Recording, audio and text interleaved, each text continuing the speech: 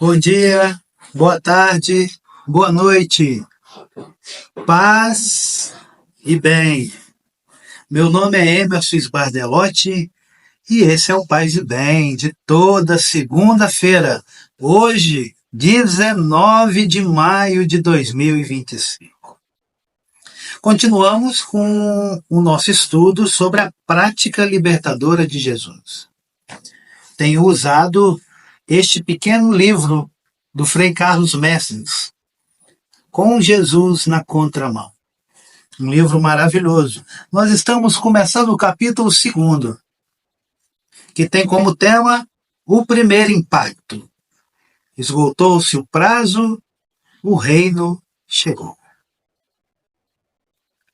As três forças que interferiam na vida do povo. Durante os 30 anos que Jesus vivia em Nazaré, três forças interferiam na vida do povo, cada uma a seu modo, criando uma situação confusa e conflitiva. Número 1, a política do governo. Como vimos, diante da política do governo, o povo estava sem defesa. Sem defesa. O projeto de Herodes Antipas, apoiado pelo Império Romano, provocava mudanças profundas, pois mexia com o aspecto econômico. Querendo ou não, a necessidade de comer, de viver, de alimentar a família, obrigava o povo a pagar o imposto. Comprar mercadoria, procurar emprego, acolher os soldados e dar-lhes hospedagem. Tudo isso provocava um enfraquecimento dos valores tradicionais da cultura, que vinha do seu passado. Clã, a comunidade, a partilha, a organização das aldeias. O povo corria o perigo de perder a noção e a consciência da sua missão como povo de Deus. 2. A religião oficial. Os sacerdotes, os escribas e os fariseus eram os porta-vozes da religião oficial. Eles ensinavam e defendiam os valores da tradição, o templo, a lei e a pureza. Templo, lei e pureza. Não se esqueçam dessas três coisinhas. Sua missão era manter vivas no povo a aliança e a esperança da chegada do reino de Deus. Mas para muitos, o ensino oficial já não revelava a face de Deus, nem o sentido profundo do templo, da lei e da pureza. A prática da religião, com suas centenas de leis e normas, tinha se tornado um peso que os fazia sofrer. A impureza ameaçava de todos os lados, o mal estava em toda parte. Em vez de sentir-se bem diante de Deus e feliz com a perspectiva do seu reinado, o povo tinha a consciência pesada, pois não conseguia observar a lei. Romanos 7, versículos 15 e versículo 19.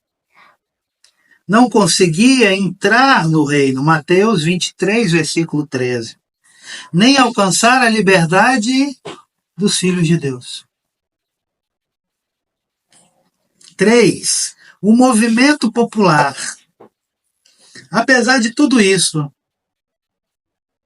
o povo não desanimava, mas procurava uma saída, não querendo ser a vítima perpétua das repressões romanas e não encontrando ressonância nem resposta nos líderes oficiais. Ele procurava seus próprios caminhos para redescobrir sua missão como povo de Deus. Assim, pouco a pouco, o movimento popular se transformava num movimento profético mais amplo, que chamava o povo de volta para a sua origem, para a aliança. Jesus se insere neste movimento, do qual damos aqui as principais etapas. Veja também como isso acontece. Uma breve história do movimento popular e as etapas da vida de Jesus. Vem comigo, me acompanhe. Número 1. De 63 a 37 a.C. Uma revolta popular sem rumo. Em 63 a.C., o Império Romano invadiu a Palestina e impôs um pesado tributo. Tá? Deixa eu ver aqui. Cadê?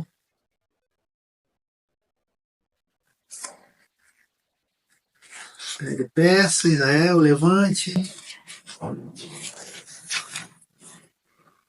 Antigo Egito.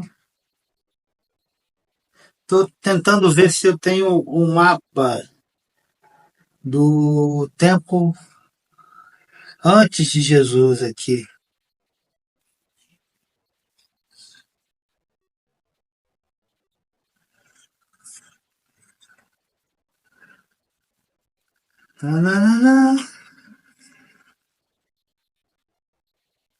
Ó, dois mapas aqui, ó, que estão na Bíblia, de tradução ecumênica da Bíblia.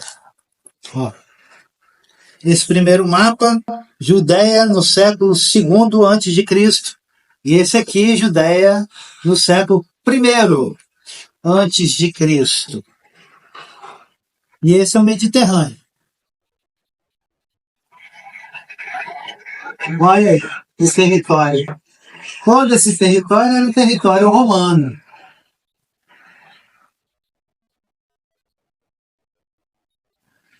Jerusalém está aqui, ó. Opa! Jerusalém está aqui. Ó. Então, de 63 a 37 a.C., uma revolta popular sem rumo. Em 63 a.C., o Império Romano invadiu a Palestina e impôs um pesado tributo.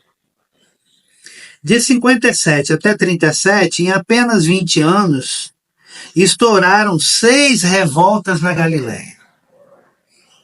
O povo sem rumo ia atrás de qualquer um que prometia libertá-lo do tributo. Os romanos nomearam o jovem Herodes para reprimir as revoltas. Herodes, antes de ser rei de toda a Galileia, foi comandante militar da Galileia. Antes dele ser rei de toda a Palestina, melhor dizendo, ele foi comandante militar da Galileia, de 47 a 41 antes de Cristo. Então você vê que Roma invade e diz para o pessoal, olha, vocês agora são vassalos nossos e vocês podem continuar com as obrigações, com as rezas de vocês, com os deuses de vocês, mas tem que pagar o tributo a Roma. Senão a gente volta e destrói vocês. De 37 a 4 a.C., repressão e desarticulação. É nesse período que nasce Jesus, tá, gente? Se de 63 a 37 nós temos Herodes, que viria a ser Herodes o Grande, serviçal de Roma, agora, no mesmo mandato, digamos assim, de Herodes o Grande, Jesus vai nascer ali. nesse período de 37 a 4 a.C. É o período do governo de Herodes, chamado o Grande. Aquele, para que ninguém se confunda, aquele que matou as crianças de Belém, e que está lá em Mateus 2, versículo 16. Ele promovia a assim chamada Pax Romana. Esta paz trouxe uma certa estabilidade econômica para o império, mas para os povos dominados não era paz. A repressão brutal da polícia de Herodes impedia qualquer manifestação popular. Jesus nasce no final do governo de Herodes. O monge Dionísio Pequeno, do século VI da nossa era comum, calculou a data do nascimento de Jesus. Ele errou por uma pequena margem de 5 ou 6 anos. Foi porque tomou como número exato o número aproximativo de Lucas, capítulo 3, versículo 23, que diz, abre aspas, Jesus tinha mais ou menos 30 anos, fecha aspas. Na realidade, estamos hoje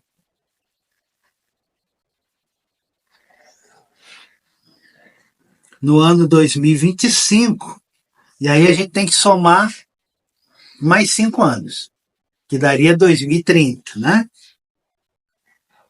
Jesus nasceu 5 ou 6 anos antes da data.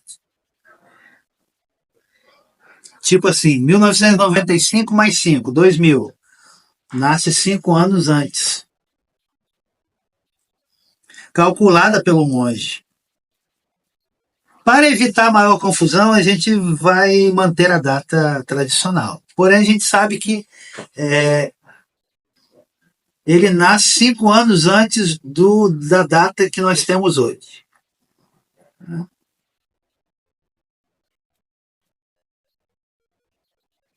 De 4 antes da Era Comum a 6 depois da Era Comum.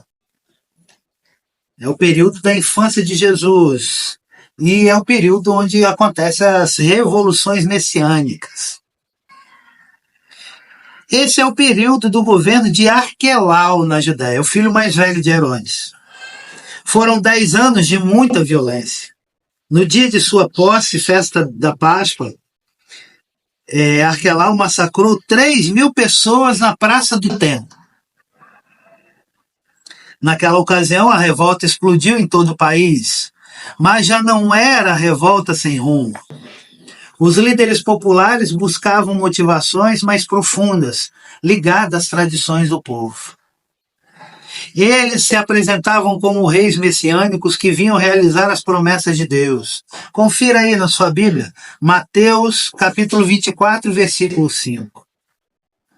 A repressão romana foi violenta. Séforis, capital da Galiléia, foi arrasada e sua população escravizada. E quando se diz que uma cidade foi arrasada é porque não sobrou pedra sobre pedra.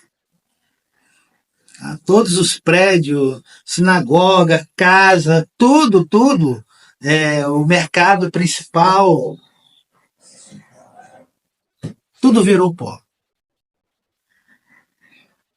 E sua população escravizada. É claro que quem lutou contra Arquelau foi morto. Arquelau não deixou nenhum desses líderes vivos. Neste mesmo período, lá em Nazaré, que é uma vilazinha, que não deveria ter mais de 10 ou 12 famílias vivendo ali, onde todos se conheciam, e que não consta nos mapas antigos da Palestina, tá? Neste mesmo período, lá em Nazaré, o menino Jesus, abre aspas, crescia em sabedoria, Tamanha graça diante de Deus e dos homens. Fecha aspas. Lucas 2, versículo 52.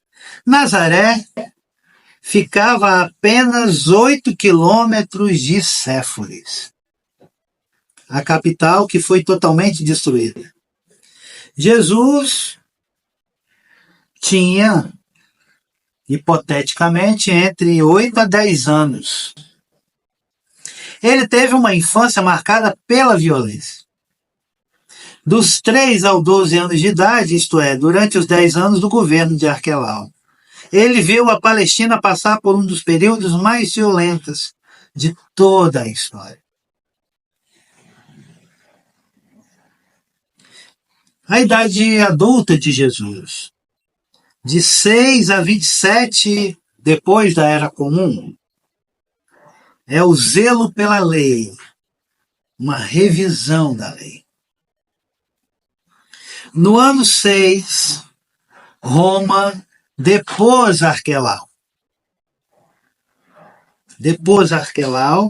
Transformou a Judéia numa província romana e decretou um censo para poder reorganizar a administração e atualizar o pagamento do tributo.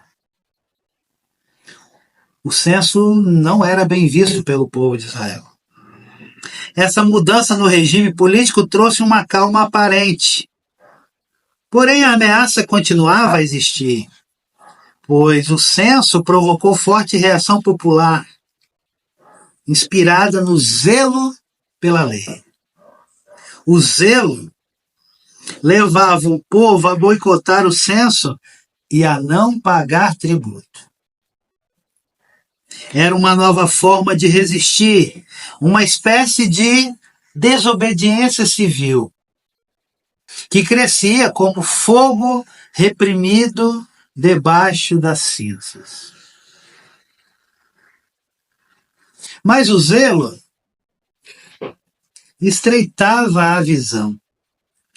Já viu aqueles cavalos, ou burro, que bota a viseira assim, ele só olha para frente? É isso. O zelo estreitava a visão. Os zelosos corriam o perigo de reduzir a observância da lei de Deus à mera oposição aos romanos. Nesse período, lá em Nazaré, o jovem Jesus, chegando à idade de 12 anos, passa a participar plenamente da vida da comunidade, inclusive das romarias ao templo. Lucas 2, versículos 41 a 50. Ele vive e trabalha na roça. Guarda esse detalhe. Ele vive e trabalha na roça e ajuda o povo prestando serviço como tecton, artesão, ou popularmente conhecido como carpinteiro. Durante quase 20 anos, dos 12 aos 30 anos de idade, ele convive com seu povo. Revoltas esporádicas como aquelas de Barrabás, Evangelho de Marcos, capítulo 15, versículo 7, e dos Galileus, Lucas, capítulo 3, versículo 1, assim como a imediata repressão romana, lembravam a extrema gravidade da situação. Bastava alguém soprar e a revolta explodir.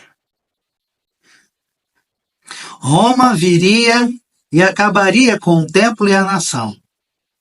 Evangelho de João, capítulo 11, versículo 48, Lucas, capítulo 3, versículos 34 e 35, e Lucas, capítulo 19, versículos 41 a 44.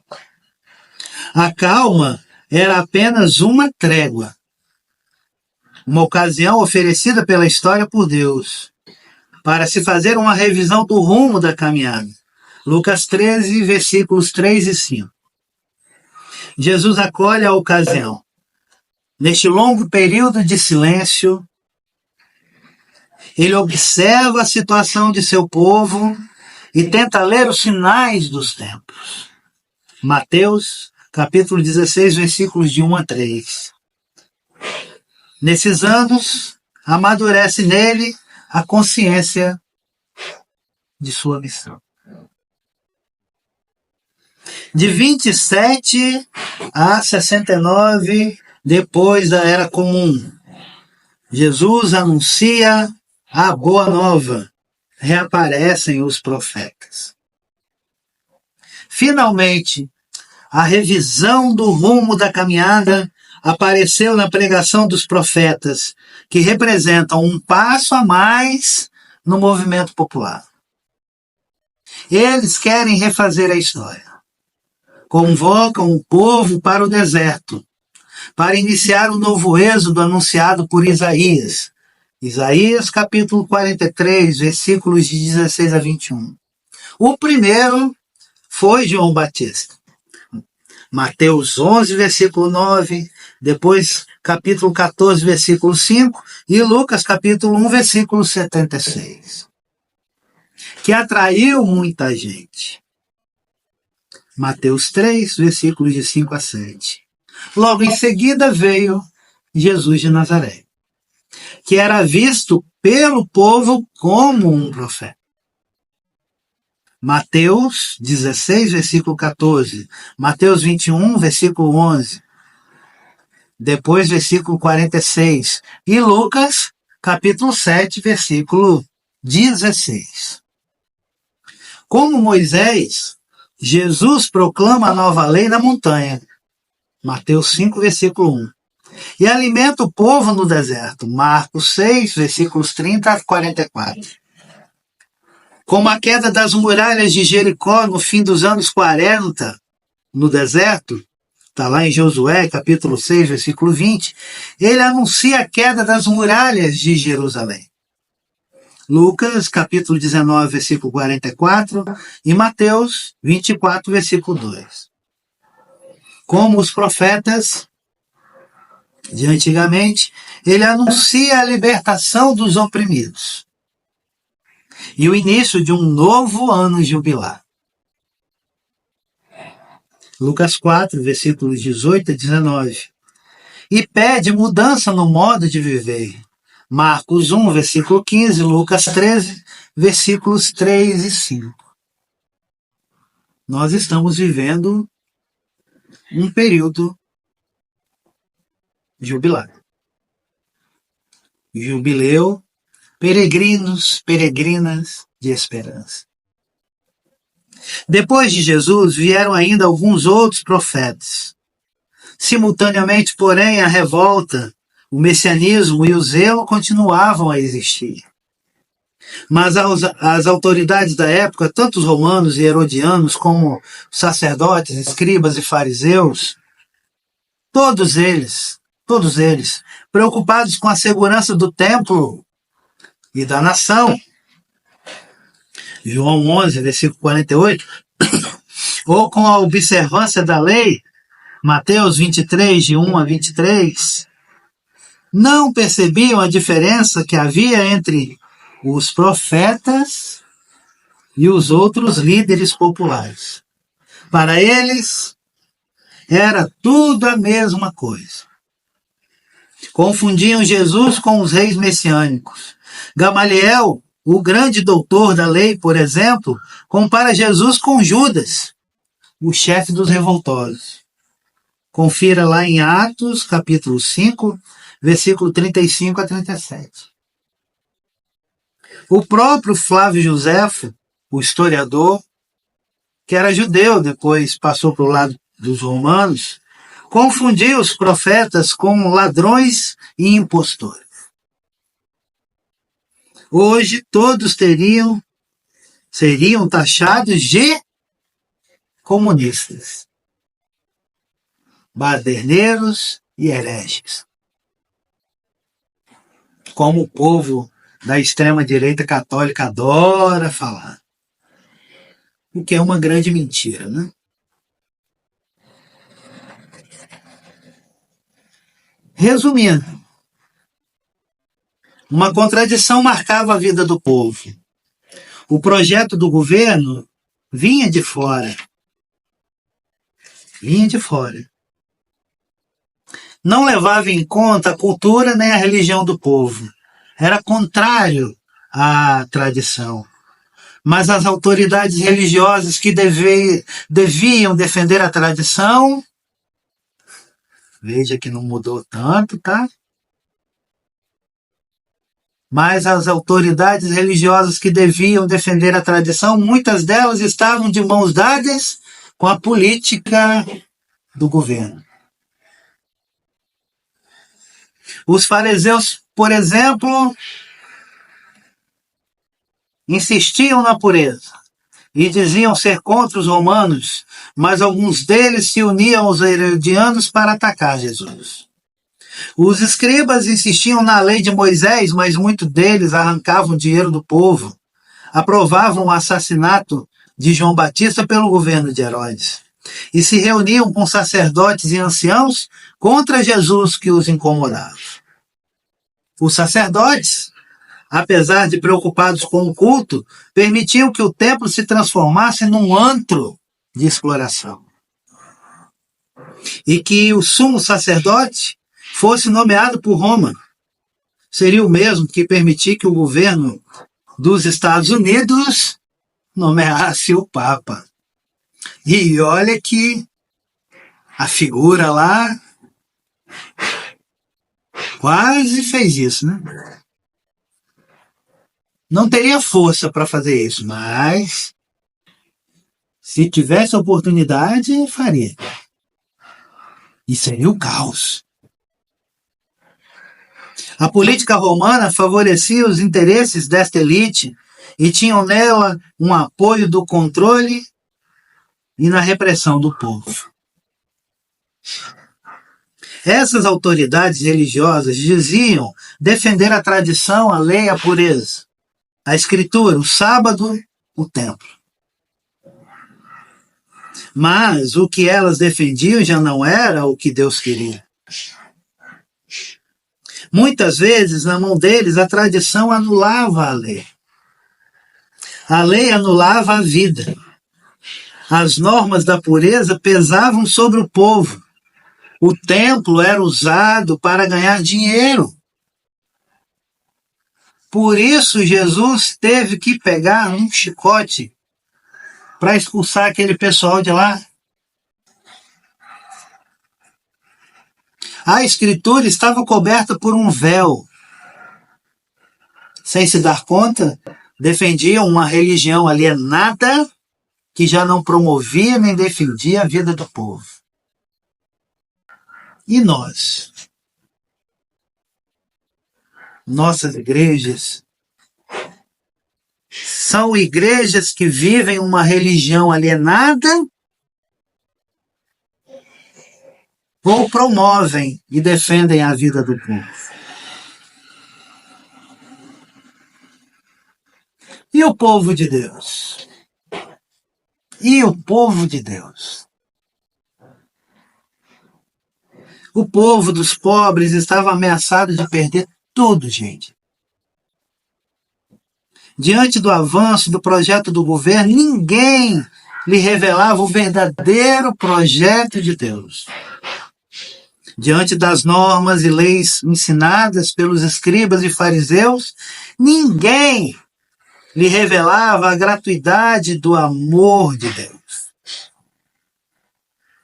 As autoridades religiosas, assim parece, não percebiam a gravidade do momento nem a necessidade de uma mudança radical do rumo da caminhada. Por isso, sem se darem conta, conduziam o povo para o desastre. Fechados na sua própria sabedoria, tornaram-se incapazes de reconhecer a chegada do reino no meio dos pobres. O povo era realmente como um rebanho sem pastor, sem líderes para orientá-lo, naquela situação confusa e conflitiva de tantos movimentos, tendências e lideranças, sem rumo e sem horizonte. Cansado de tanta opressão e exploração, vivia à espera da chegada do reino. É nesta realidade dura e sofrida que Jesus convive com o seu povo. E tudo isto que ele veio, ouve, vive, sente, experimenta e sofre durante 30 É a partir dessa situação que ele vai discernir a ação de Deus, descobrir sua própria missão e anunciar a boa nova do reino. E aí nós fazemos um parêntese com a leitura de ontem do Evangelho de João, na qual Jesus nos entrega um novo mandamento. Amai-vos uns aos outros, como eu vos amei. E se você quer passar esse novo mandamento para os seus filhos, para os seus netos, para os seus amigos, para todos os seus conhecidos, eu indico essa canção, já bem antiga, do meu amigo querido padre José Weber, dos Verbitas, chamada Prova de Amor. Ela é inspirada no Evangelho de João, capítulo 15, versículos de 9 a 14. Retomando as palavras de Jesus, na sua ceia de despedida, fazendo a experiência de seu amor fiel até o fim, acolhamos o mandamento que o Senhor nos deixou de amarmos uns aos outros. E que nesse amor uns pelos outros nós sempre rezemos e possamos nos lembrar do querido Papa Francisco, mas também pedimos as bênçãos de Deus para o Papa Leão XIV, que faça um papado de misericórdia, de paz, de amor, que a justiça virá. Prova de amor, Padre José Weber. Prova de amor maior não há que doar a vida pelo irmão. Prova de amor maior não há que doar a vida pelo irmão. Eis que eu vos dou o meu novo mandamento. Amai-vos uns aos outros, como eu vos tenho amado. Prova de amor maior não há que doar a vida pelo irmão.